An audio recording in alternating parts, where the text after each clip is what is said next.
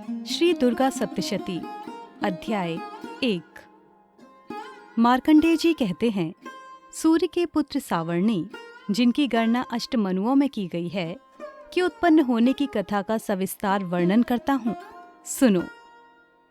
सूर्यपुत्र महाभाग सावर्णी भगवती महामाया की कृपा से जैसे मनवंतर के स्वामी हुए, मैं वही घटना कहता हूँ। प्राचीन काल में स्वारोचिष नामक मनवंतर में सुरथ नामक एक बहुत ही प्रतापी राजा हुए थे।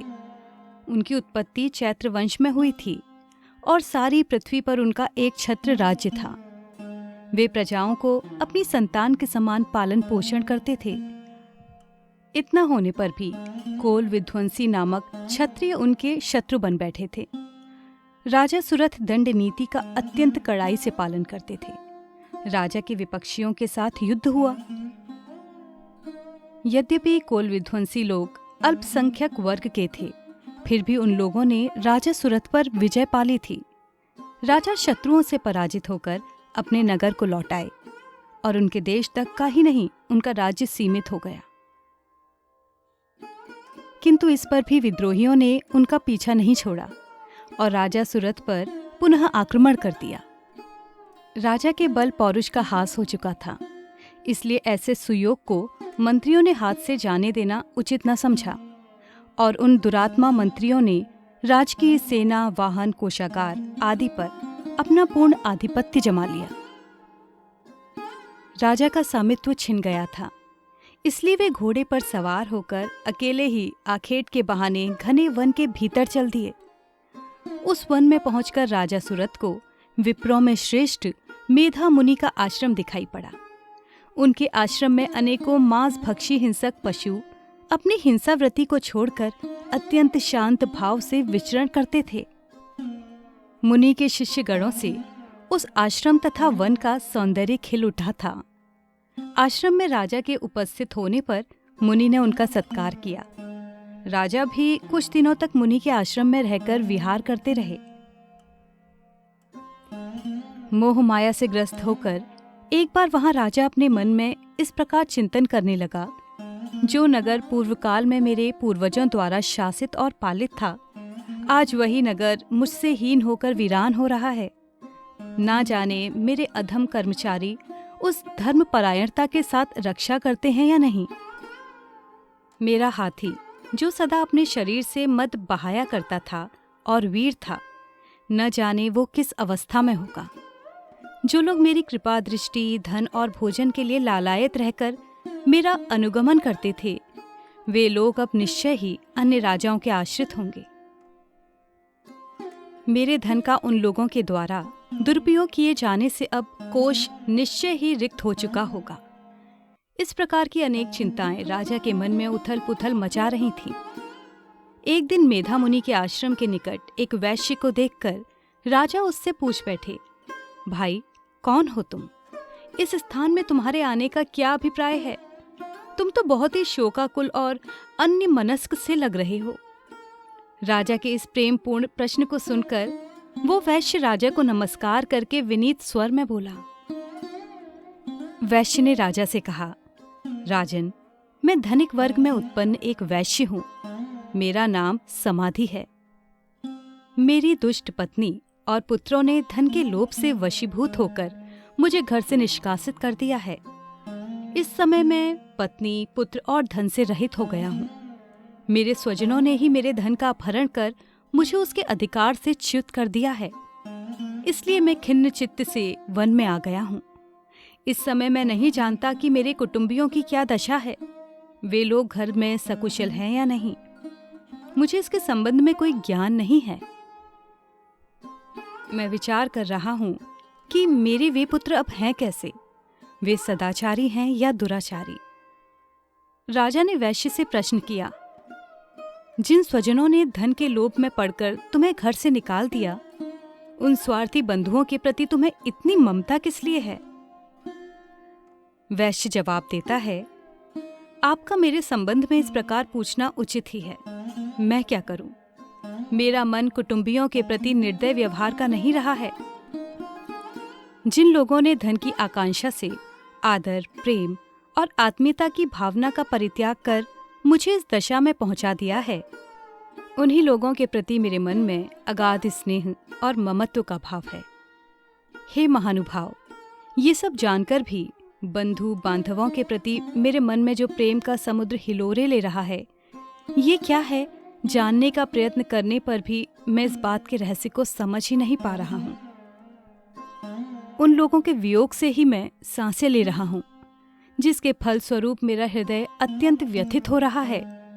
उन लोगों में मेरे प्रति प्रेम का नितांत अभाव है, तो भी मेरा मन उनके लिए तड़प रहा है। इसलिए मैं क्या करूं? मार्कंडेय मुनि ने कहा, हे ब्रह्मन, तत्पश्चात राजा सुरत और समाधि नामक वैश्य एक साथ ही मेधा मुनि की सेवा में उपस्थित हुए और उनके प्रति उचित सम्मान दिखाकर वहीं बैठ गए। तब वैश्य और राजा ने परस्पर कुछ वार्ता प्रारंभ की। तब राजा बोले, भगवन, मैं आपसे एक निवेदन करना चाहता हूँ, आप उसे कृपा करके बताइए। मेरा मन स्ववश में न रहने के कारण बहुत ही क्लेशित है। जो राज्य मेरे हाथ से छिन गया है, उसके लिए अभी तक मेरे मन में पहले की ही तरह ममता बनी हुई है। ये बात मैं भली भांति समझता हूँ कि अब उस पर मेरा स्वत्व नहीं रह गया है, उसे अन्य लोगों ने हस्तगत कर लिया है। फिर भी अज्ञानियों की तरह से उसी के मोह में लिप्त हूँ। ये सब क्या बात है? मेरे ही समान ये वैश्य भी अपने घर से अनादृत हो पुत्र, स्त्री और सेवकों द्वारा परित्यक्त होकर निष्कासित कर दिया गया है। इसके स्वजनों ने भी इसका परित्याग कर दिया है। ये जानते हुए भी ये वैश्य उन्हीं लोगों के स्नेह पाश में आबद्ध है। हम दोनों का ही हृदय इन सब बातों से अत्यंत शुद्ध है। दोषयुक्त विषय में भी अभी तक मेरा मन ममतावश आकर्षित हो रहा है।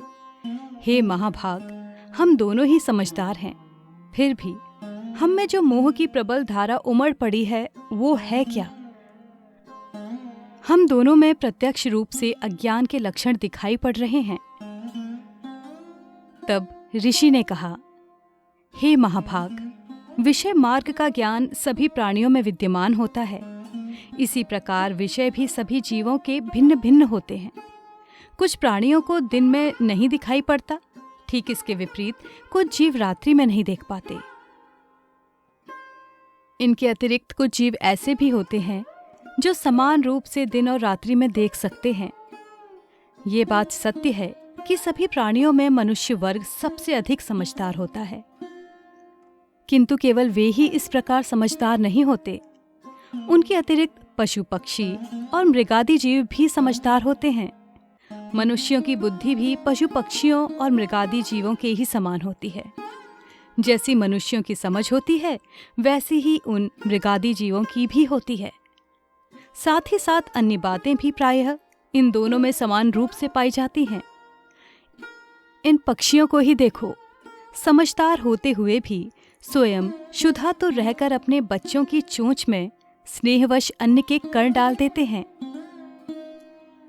हे राजन, क्या तुम नहीं जानते कि ये मनुष्य समझदार होते हुए भी लोभवश अपने उपकार के बदले उपकृत होने की निमित्त पुत्रों की इच्छा रखते हैं? यद्यपि उन सब में भी समझदारी का भाव होता है, फिर भी वे संसार की स्थिति को बनाए रखने वाली महामाया भगवती के प्रभाव द्वारा मोहरूपी भंवर में डाल दिए जाते हैं और उसी में वे जीव डूबते उतरते रहते हैं। इसमें आश्चर्य की कोई बात नहीं है। जगत पिता विष्णु भगवान की योग निद्रा रूपिणी महामाया से ही ये सारी सृष्टि मुग्ध हो रही है। वे महामाया ज्ञानियों के चित्त को भी बलात् आकर्षित करके मोह सागर में डाल देती है। वे ही समस्त सृष्टि की जगदात्री है और जब वे ही प्रसन्न होती है, तब मनुष्यों के उद्धार के लिए मुक्ति लाभ का वरदान भी देती है। वे ही पराविद्या, संसार बंधन और मोह ममता उत्पन्न कत्री सनातनी देवी है तथा समस्त ईश्वरों की भी अधिष्ठात्री है। तब राजा ने प्रश्न किया, भगवन, जिन्हें आप महामाया कह के संबोधित कर रहे हैं, वो देवी हैं कौन सी? हे ब्रह्मन, उनका प्रादुर्भाव किस प्रकार से हुआ, उनके चरित्र कौन कौन से हैं? ब्रह्मविदों में श्रेष्ठ मुनि, उन देवी की उपरोक्त कथाएं मैं आपके श्रीमुख से श्रवण करना चाहता हूं। ऋषि ने कहा, हे राजन, यथार्थ में देवी का स्वरूप नित्य और सनातन है। ये समस्त जगत उन्हीं का स्वरूप है और वे ही देवी समस्त विश्व के चराचर प्राणियों में व्याप्त है। उनकी उत्पत्ति अनेक प्रकार से होती है, वो मैं तुम्हें सुनाता हूं। यद्यपि वे जन्म रहित और नित्य स्वरूपा हैं, तो भी जब देवताओं की कार्य सिद्धि के निमित्त अवतार ग्रहण करती हैं, उस समय उन्हें लोक में अवतरित होना माना जाता है। कल्पांत में जब समस्त विश्व महासमुद्र में विलीन हो रहा था और सब जीवों के पालनकर्ता भगवान विष्णु शेष शैया पर योग निद्रा में अभिभूत हो रहे थे, उस समय उनके कानों की मैल से 2 भयंकर दानवों की उत्पत्ति हुई।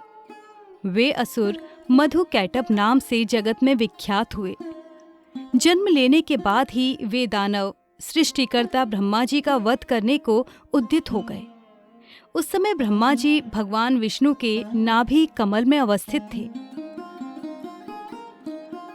अपने पास राक्षसों के उपस्थित होने पर वे निद्राभिभूत भगवान को जागृत करने के लिए भगवान के नेत्रों में योग निद्रा की स्तुति करना प्रारंभ करते हैं। भगवान की वो अद्वितीय शक्ति ही जगदात्री, विश्व की अधिष्ठात्री और संसार का पालन और संहार करने वाली मानी गई है। उन्हीं योग माया भगवान निद्रा देवी की ब्रह्मा जी आराधना करने लगे। ब्रह्मा जी बोले, देवी, तुम ही स्वाहा, स्वधा और वशटकार हो। स्वर भी तुम्हारा ही रूप है। तुम ही प्राणदात्री अमृत रूपा हो। नित्य अक्षर प्रणव में अकार, उकार और मकार, इन तीनों मात्राओं में तुम्हारा ही अवस्थान है। इन तीनों मात्राओं से भिन्न जो बिंदु रूपा नित्य अर्ध मात्रा है, जिसका उच्चारण विशेष रूप से नहीं हो सकता, वो भी तुम ही हो। हे देवी, तुम ही संध्या, सावित्री तथा परम जननी स्वरूपा हो। तुम ही इस संपूर्ण ब्रह्मांड को धारण किए हो। तुम्हारे ही द्वारा इस विश्व की उत्पत्ति होती है। तुम ही पालन करता और अंत में सब जीवों का संहार करती हो। जगत की उत्पत्ति में तुम सृष्टि रूपा, पालन काल में स्थिति स्वरूपिणी तथा कल्पांत में संहार स्वरूपा हो। तुम ही महाविद्या, महामाया, महामेधा, महास्मृति, महामोह रूपा, महादेवी तथा महासुंदरी हो। तुम ही तीनों गुणों सत, रज और तम की उत्पन्न कारिणी हो। तुम ही भयंकर कालरात्रि, महारात्रि और मोहरात्रि हो। तुम ही श्री, ईश्वरी ही और बोध स्वरूपा बुद्धि भी हो। लज्जा, पुष्टि, तुष्टि, शांति और क्षमा भी तुम ही हो। तुम ही खड्ग धारिणी, शूल धारिणी, घोर रूपा, गदा, चक्र, शंख और धनुष धारिणी भी हो। बाण, भुशुंडी, परिख आदि तुम्हारे ही अस्त्र हैं। तुम सौम्य और सौम्यतर हो। इतना ही नहीं, वरन विश्व में जितने भी सौम्य एवं सुंदर पदार्थ हैं, उन सब में तुम्हारी सुंदरता कहीं अधिक है। पर अथवा अपर, इन दोनों विद्याओं से परे रहने वाली महेश्वरी भी तुम ही हो। हे देवी, विश्व के सभी सत असत पदार्थों में पाई जाने वाली शक्ति भी तुम ही हो। ऐसी अवस्था में तुम्हारी स्तुति अवर्णनीय है। इस विश्व के रचयिता, पालनकर्ता और संहारक भगवान विष्णु को भी जब तुमने निद्रा के वशीभूत कर दिया है, तब तुम्हारी स्तुति के योग्य इस ब्रह्मांड में कौन है? मुझे भगवान शिव और विष्णु को भी तुम्ही ने शरीर धारण करने में बाध्य किया है। अतएव तुम्हारी स्तुति की सामर्थ्य किसमें है? हे देवी, तुम तो अपने इन उदार प्रभावों से भी प्रशंसित हो गई हो। इन दोनों अजय असुरों को तुम मोहग्रस्त करके भगवान विष्णु की निद्रा भंग कर दो। इसके साथ ही भगवान के भीतर इन मधु और कैटभ नाम के महाअसुरों के संहार की बुद्धि भी उत्पन्न करो। ऋषि ने कहा, हे राजन, भगवान विष्णु को जगाने के लिए जिस समय ब्रह्मा जी ने उसकी अधिष्ठात्री देवी का स्तवन किया। उस समय वे महामाया भगवान के नेत्र, मुख, नासिका, बाहु, हृदय और वक्षस्थल से बाहर आकर अव्यक्त जन्मा ब्रह्मा जी के सम्मुख आ उपस्थित हुई। योग निद्रा से रहित होकर जगतपति भगवान जनार्दन उस एकार्णव के जल में शेषशय्या से जागृत हो गए। नींद से मुक्त होते ही भगवान ने उन दोनों दैत्यों को देखा। वे दोनों ही दुरात्मा दैत्य मधु और कैटभ अत्यंत पराक्रमी और बलशाली थे। वे दोनों क्रोध से आंखें लाल करके ब्रह्मा जी को निगल जाना चाहते थे। ऐसी स्थिति में भगवान विष्णु ने उन दोनों राक्षसों के साथ 5000 वर्ष तक लगातार बाहुयुद्ध किया। वे दोनों बल के दर्प से दर्पित हो रहे थे। महामाया ने उन दोनों असुरों को अपने प्रभाव से मोहग्रस्त कर दिया। तब उन राक्षसों ने विष्णु भगवान से कहा, हम तुम्हारे शौर्य से अत्यंत प्रसन्न हैं। तुम हम लोगों से कोई इच्छित वर मांग लो। उनकी बात सुनकर भगवान ने कहा, यदि तुम दोनों मुझसे प्रसन्न हो तो तुम्हारी मृत्यु मेरे हाथों से हो। मुझे यही वर चाहिए। इसके सिवाय मुझे अन्य किसी प्रकार के वरदान की आवश्यकता नहीं है।